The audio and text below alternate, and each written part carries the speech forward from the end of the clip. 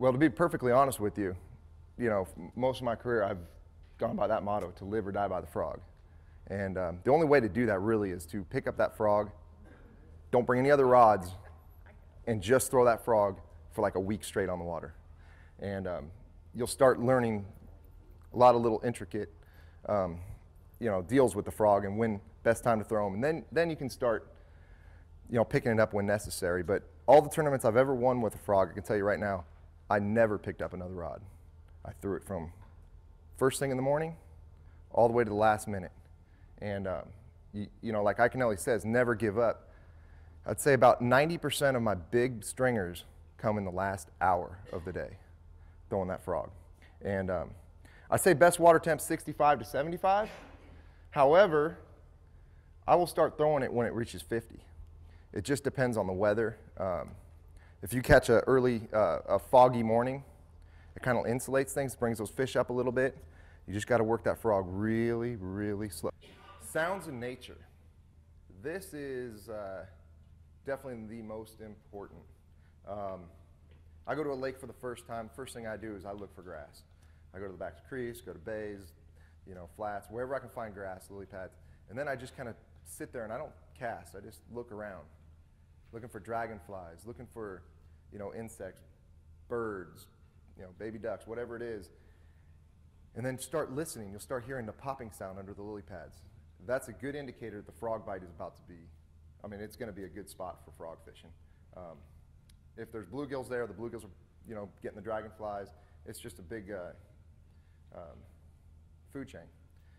So hazy moments of the day. There's days I'll be out there and I'm flipping or something, and all of a sudden it just kind of gets like hazy. It's kind of one of those, I don't know, it's like a supernatural feeling.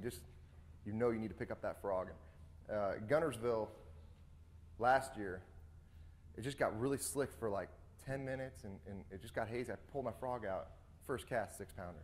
It's just one of those moments that by throwing a frog a lot, you kind of just get that instinct to do. The calm before thunderstorm. Barometer drops just a tiny bit and those fish go nuts. So definitely, those moments are some of the best and most explosive. And really a 20-minute window, if you can find that 20-minute window with a frog, that's going to win you a tournament. Carp spawn. Now this is kind of a unique one. Growing up out west in California, we have a lot of tournaments at Clear Lake. And in the early spring, nights are really cold, but when that sun comes up, about an hour after sunlight, the carp start thrashing the banks. And I'm sure pretty much a lot of different lakes I've been to since then, I've seen the same situation. You need to beat that carp spawn. So if you get a blast off, you need to throw that frog first thing, as long as you know that the water temperature has been rising through the day. If you can beat that carp spawn, you're probably going to get 1 or 2 good bites on a frog. And then once that carp spawn starts, it's really hard to get bit, and that's the time you need to put it down for a while. And that'll usually last for an hour or 2, and then you can pick it up again. The noise, they dirty the water up. It's too much. It's just too much to handle. I've really never been able to catch them when those carp start rolling around.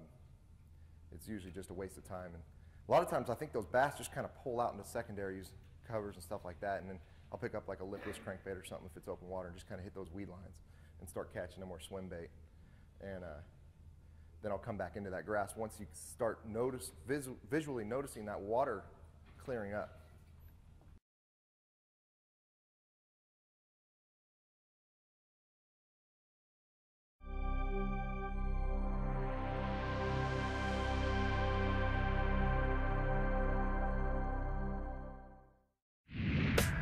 Hey, I'm Pete Gluzek. And I'm Mike Iaconelli. And this is Bass University TV. Welcome to Bass University TV, an online video training course where you'll learn champion bass fishing techniques from pro anglers Pete Gluzek, Mike Iaconelli, and their talented special guests. Everywhere I go in the country, I'm trying to use these techniques because I catch big fish that way. From on the water to in the classroom. We want to use that bait to help make that area even smaller and really find that sweet spot. You'll learn sound techniques and strong fundamental bass fishing skills. You want something that's got a nice limber action, that's going to allow you to build pressure and keep those hooks pinned against that fish's mouth. Watch hours of video content on multiple topics at your own pace for a low monthly fee. Cancel at any time. Hold on because you're going to catch some big fish. Information is power in the sport of fishing, so learn from the very best.